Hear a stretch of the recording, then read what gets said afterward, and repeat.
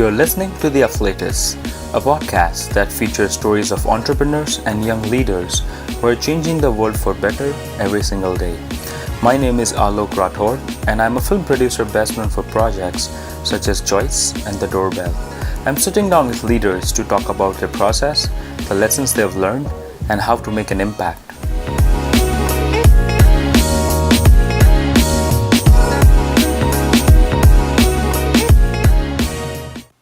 In this episode, Eduardo talks about the importance of accountability, his growth from an errand boy to a senior executive, and a unique approach to developing a healthcare brand. Welcome to the show, Eddie. Hello, I'm happy to be here. Great. So, what's your story? Well, my name is Eduardo Verboonen, Khoury, and I was born and raised in a small city in Mexico called Celaya. It's located 3 hours north of Mexico City. It's a small, mid-size to a small city. And when I was in high school, I went to Canada for a year. I was sent by my mom to learn English, and I lived in Winnipeg. And oh man, that was a cold year, but it was it was an amazing experience. Then I majored in industrial engineering with a minor in systems engineering from the Monterrey Institute of Technology and Higher Education, also known as Tec de Monterrey. Right. After I graduated, I started working right away. I think I spent like, I don't know, 3 days without anything to do, and I was going crazy. So I landed a job a few days later. And after some time, after I graduated from college, I decided to study one master's in applied government administration. And then I was lucky enough to simultaneously study another master's in management at Harvard, where we met. Yeah. Good times, good times. Yeah. And as I was telling you, a small period of time after I graduated from college, I was able to land a temporary job at a hospital in my hometown. I was hired as the errand boy. I would go pick up documents, go to the banks, come back. And I did that because I was going crazy without anything to do, no study, no work after I graduated. And at the same time, I was pursuing a job at a company called Bachoco, that is one of the biggest poultry producers in Mexico. It's a chicken company, as one might know them. Right. After, I don't know, maybe a month after I started working in the hospital, while I was still at the recruitment process at Bachoco, the general manager of the hospital left without any notice. So everybody went hands-on and jumped to solve the issues that this unexpected departure generated. And we were working after hours, staying very late at night, trying to solve this big problem because we didn't have the general manager to do the things that he was supposed to do. And some days later, after we were trying to solve these problems, the CEO of the company asked me to drop pursuing the position at Bachoco and to stay permanently at his company at the hospital. And from that day, 9 years have passed already. So I've been 9 years at the hospital. It was interesting because I started as the errand boy, and then I became responsible for supervising the administration of medical service to insurance and corporate patients. Right. And then I changed positions many times, and I did almost everything in the hospital. And in those years, we went from one hospital to become one of the biggest private hospital chains in Mexico, with 6 hospitals. And that's why you're an inspiration, because you were able to go from being an errand boy to seeing through the growth of this private hospital group. And I remember that, we met at Harvard. But remember one incident particularly well where I realized that you are such an amazing human being because there was a long line at JP Licks for the ice. For those of my listeners who don't know JP Licks is a very popular ice cream store right opposite the Dexter Gate of Harvard University. So I remember that, I think we met somewhere in the evening, and then on our way back to Adam's house, you bought me an ice cream, and I offered to pay for your ice cream, and you're like, no, this is my treat. You have an ice cream. So that just really made me realize that, okay, I mean, it's a small thing, but then for me, it just kind of was the realization that, okay, you are a very kind-hearted human being. How did your education play a role in helping you develop a career? Oh wow. I think in a very big way. Because if it wasn't for the opportunities that I had growing up and the education that I was able to have, I wouldn't be where I am right now. So I'm very thankful to my mom for working so hard and providing me with all these opportunities because she she she provided for me. Even though I have a father, they are separated, and I live my whole life with my mom, and she was the one that provided for me, and so she had to work very hard in order to give me the opportunities that I was given. And but not only the education that you get formally from school, but also the education that you get from the people you know and you meet in the way, such as yourself. Every interaction shapes you in becoming the person that we are today, and therefore the manager that I've become over the years. And I think if it wasn't for the door that the education opens you, I wouldn't be able to be here. Yeah, I certainly identify with that as well because um, none of my parents went to college, so they were really insistent that I go to college and I get educated well, so I can, be the one who can propel the growth of not only the family business but also of my own self-development. So I'm the first person in last three generations of my family to ever go to college. Oh wow, that's amazing. That was fun experience because it really opened my mind to the kind of possibilities that are out there. I mean, 2 years back, I was just this guy who wanted to learn and absorb as much as he can. I still am that person, but then it's just that now my focus has shifted from purely academic to also on the business. But back then I just wanted to learn and absorb, so Harvard became this environment where I can really explore different opportunities and meet great people such as yourself. Thank you. And uh, I still miss the group of seven friends that we had back in 2016 with all the amazing times we've had, and I hope someday we could go back to that and have a reunion maybe. Yeah, me uh, too. Me too. so that would be amazing. But yeah, so it's just fantastic that how much can education help you grow, and the more passionate learners you have around you, the more you learn from them also. So for me also, I would say that it has been a great experience. Yeah, So it's amazing, and the people you meet, such as yourself, they teach you 50% of what you learn in college or in school in any masters. Is the people have a very big impact. what's your process of developing a great brand? I try to focus on two sides. First of all, the customer side, and secondly, the management side. On the customer side, I ask myself, if I'm a customer, what am I getting for what I'm paying? And also, how's the experience of getting the product or service that I'm paying for? And in the hospital care business, this experience can be very, very deep felt.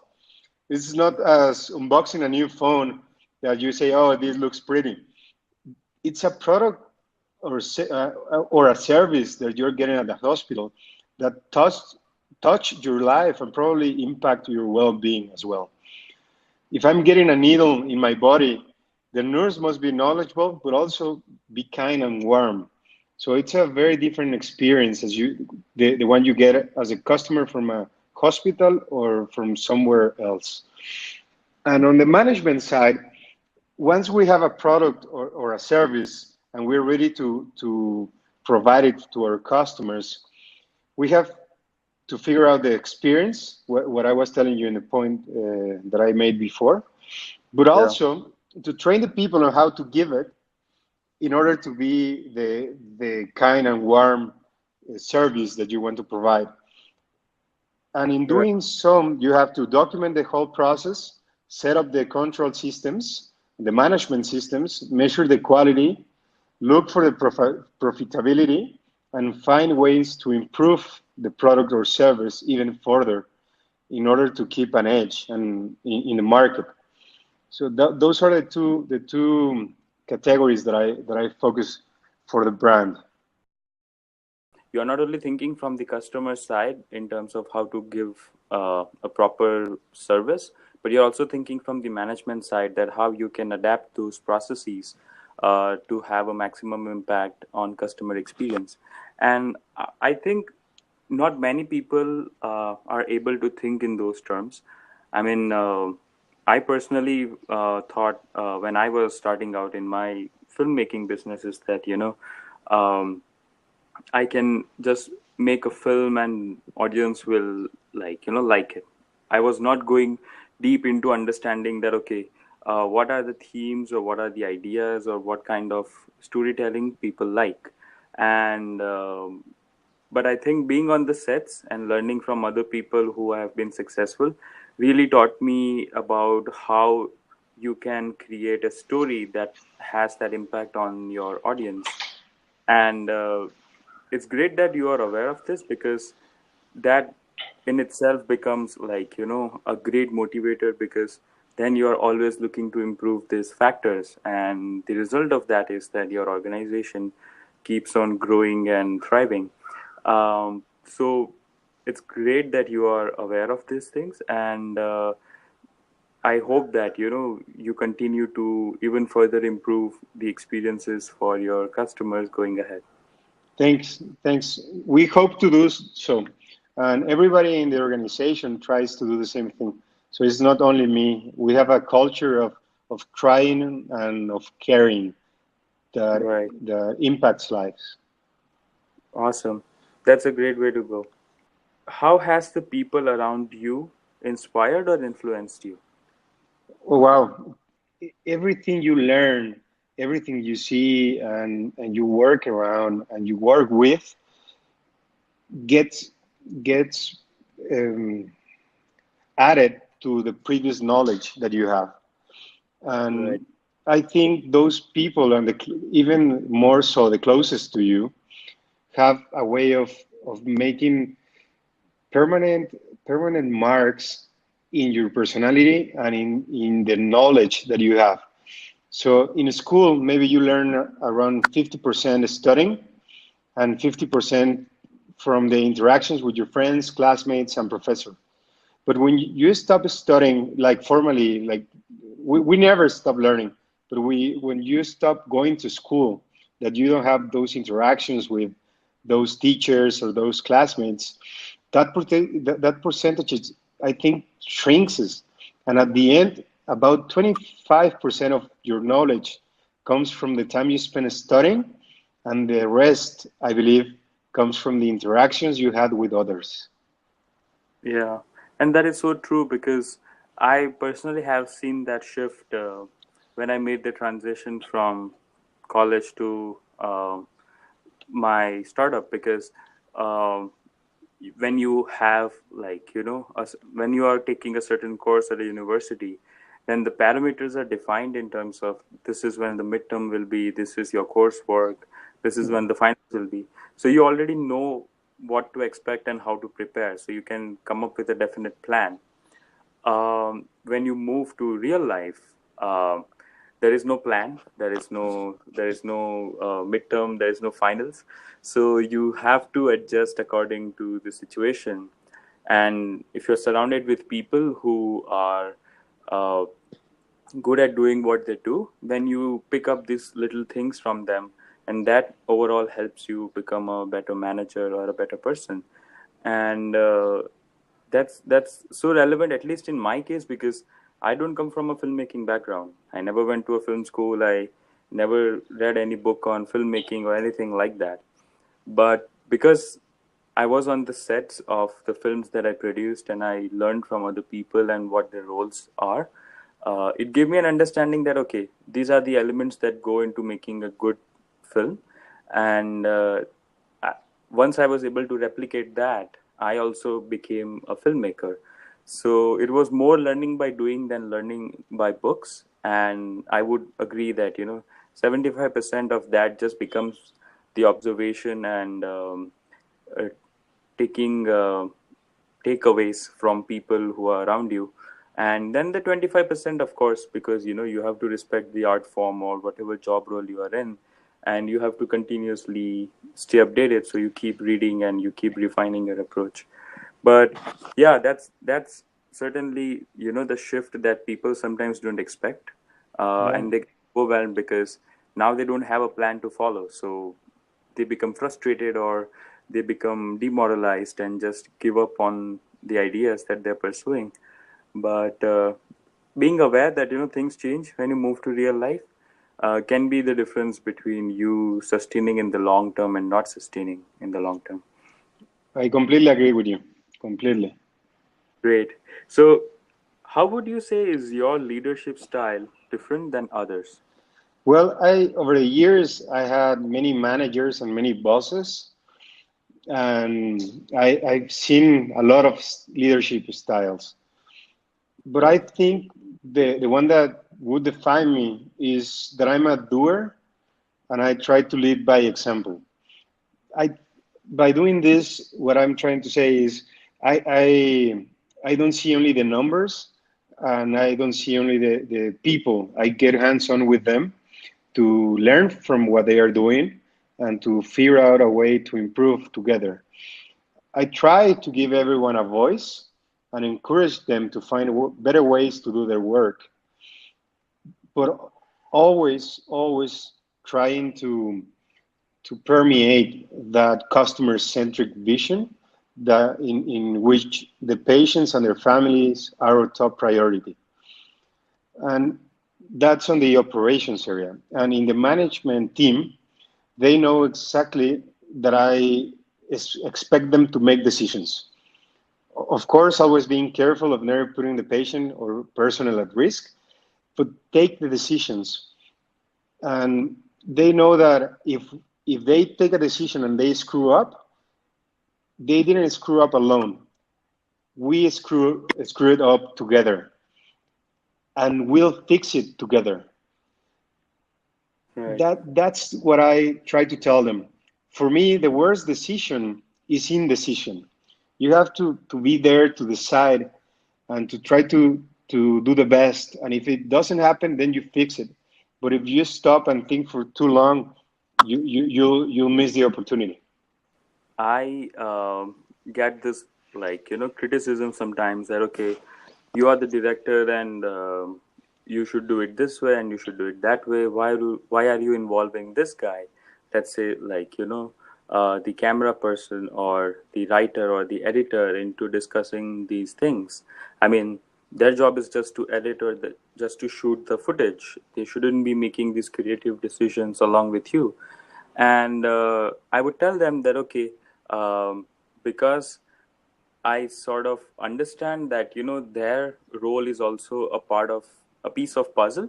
So for the overall puzzle to make sense, every, department has to be aware that what the overall creative vision is. And if they are aware of that, then they will work in a way to give maximum value to the film. And that's why I involve, people who are traditionally not involved in storytelling approach, to be on board and just have a discussion, be it on the story end or the editing end or the music composition end. And that also, like, your crew also becomes your first audience to tell you what's working and what's not working in a film, because it always, you can always do test screenings and invite 50 people and share, like, ask for their opinion. But if someone can provide you that input or that insight on the set itself or in the pre-production process, then that saves you a lot of hassle. And I think that's why being an inclusive leader helps a lot, because then you're working as a team and not as, like, a hierarchy. And that helps to come up with so many different approaches, and even if you screw up, then you can come up with solutions together. And that could be learning for everyone and not just for the one person who messed up. So I think that's a very wonderful way to lead a team and manage a team, because uh, that's certainly what I've aspired to do so far. And maybe my crew members will let me know if I did a good job at it or not. But I think that's a good way to lead any team towards a vision, because then everyone is a participant in the success, not only, like, working to get paid or, like, to kill the hours or whatever. Yeah, you said it beautifully. It's being inclusive, an inclusive leader. Thank you. So, what kind of impact would you like to see your work have on people? I think this is the thing that brings me to work every day and motivates me to to keep pushing the limits. Is that we deal with health every day, and I want our hospitals to help people reach their true potential. I believe if we, as a hospital, manage to treat everyone that comes to us and help them become healthy, then people can stop worrying about their health and become the better version of themselves. And I deeply believe that if we can help people reach their true potential by keeping them healthy, we can help change the world for the better. Right. And that's such a noble thought, because um, I can see that sincerity and honesty in everything that you do. And I follow you on social media, so I see all the posts that you share about, not frequently, but you do share, like, about your progress and about things that you've been up to from time to time. And it's great to see that your approach and your mindset and your understanding of how to grow a business is paying off, and leading to the success of the company that you work for. Um, and I think, you know, before I went to Harvard, actually, I was very selfish, in the sense that, everything was about me.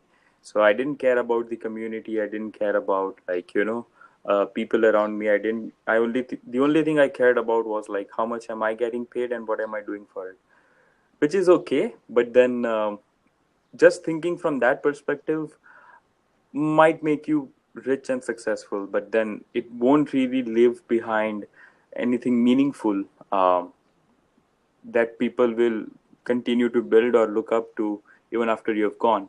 And once I figured that out, that okay, as business executives or business owners, your responsibility lies not only towards your own well-being and prosperity, but also towards the growth of your community.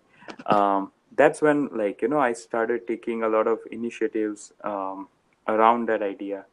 So last year, at Harvard, I used to volunteer with an organization called Y2Y, which means youth to youth. And Mm. they have a homeless shelter in Harvard Square. And I used to actually volunteer in the night shifts from 11 in the night to 7 in the morning. Oh, And wow, that's impressive.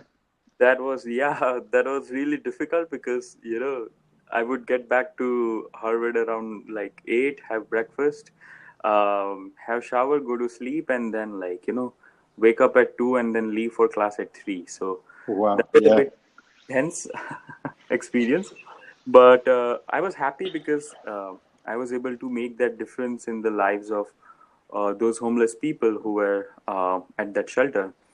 And I just saw how many amazing people come together to make a difference in the lives of people from which they don't have any direct benefit or any indirect benefit.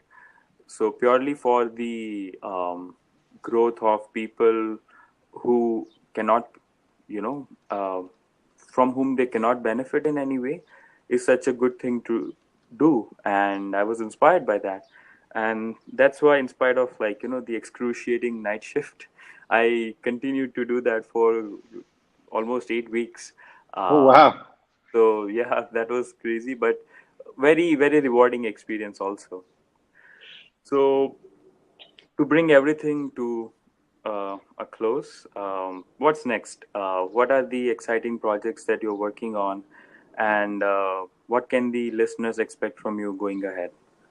Well, the most exciting project that I have right now is that I'm getting married in less than a month. Awesome. Of course, you're invited, and you don't even need an invitation to come to Mexico. You have your house here, Thank you.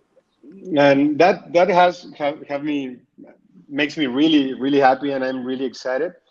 And the thought of being able to work side by side with Claudia in order to make this world a better world side by side for life, it's really exciting, and I'm really happy about it. Right. And in the business area, growth. We're looking to keep growing the company. We currently have 6 hospitals in operation, but we're working hard to double that number by 2020. We want to have 12 by 2020. That's So, great. yeah, it's touching more lives and hopefully helping more people. Certainly, and that's great. I wish you a very happy married life. Uh, Thank you very much. and I'm single, so if you have someone in mind, then hook me up with them, please. So Of course, you come to Mexico and we'll figure it out. yeah, sure. Now you have given me a very strong reason to go to Mexico.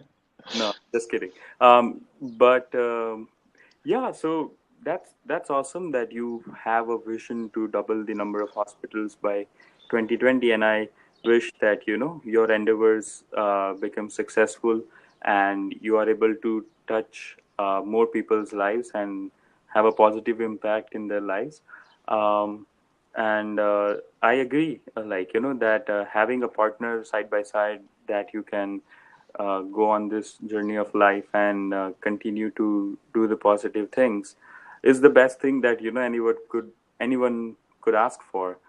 Good luck for your future endeavors, and uh, congratulations on getting married soon. And I hope that we shall all catch up again soon and have fun. If not, then I'll come down to Mexico because I've never been to Mexico, but it will be a great experience. A lot of my friends have been there before, so I'm certainly looking forward to that. Awesome. You have your house here. Just let me know when, and I'll get you sorted. Awesome. Great.